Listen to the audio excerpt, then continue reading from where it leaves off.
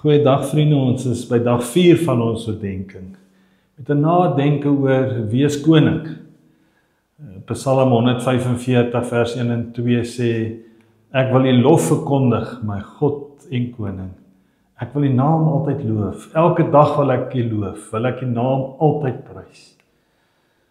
Vriende, Psalms 90 tot 106 word die verslae gees van gelowiges weergegee.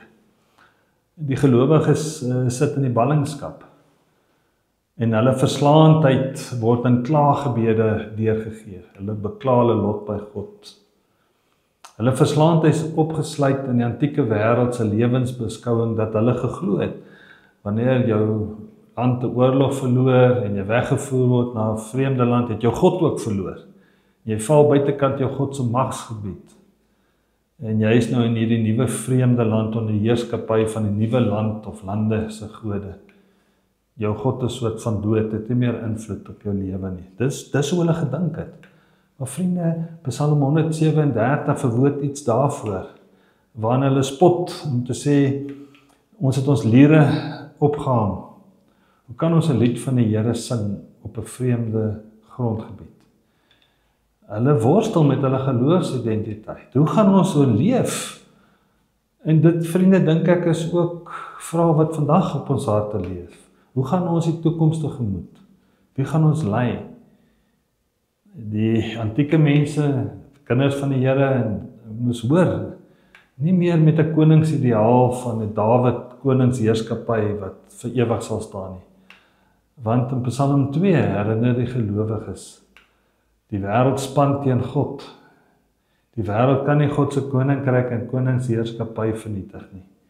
Niemand kan God se Messias rykeer nie. God se koninkryk breek nou al reeds op pad in hierdie wêreld op. Die vraag is, glo ek en jy dit? En Jesus het dit waar geword. Die gelowiges ontdek en die vreemde is God by my. En God se koningsheerskappy word nie gekeer deur grense of 'n grondgebied nie. Hulle klaaglied word 'n oorwinningslied. Wat hulle sing 'n nuwe lied tot eer van die Here. Verkondig God se verlossing dag tot dag. Dit lees ek en jy in Psalm 96. Want die Here is die magtige koning. Die Here regeer. Vriende, hier ontdek hulle in die vreemde, die gelowiges, 'n nuwe geloofsidentiteit. 'n God-gesentreerde geloofsgemeenskap wat God dien en God aanbid. Daarom roep hulle mekaar op, laat ons in aanbidding buig en kniel, laat ons op ons knieë staan voor die Here ons Maker.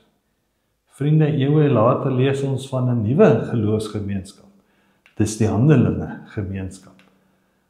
Hulle het hulle hartig toegeleer op die leer van die apostels, die onderlinge verbondenheid, die maaltye, die gebede.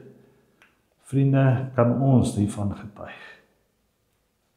Amen.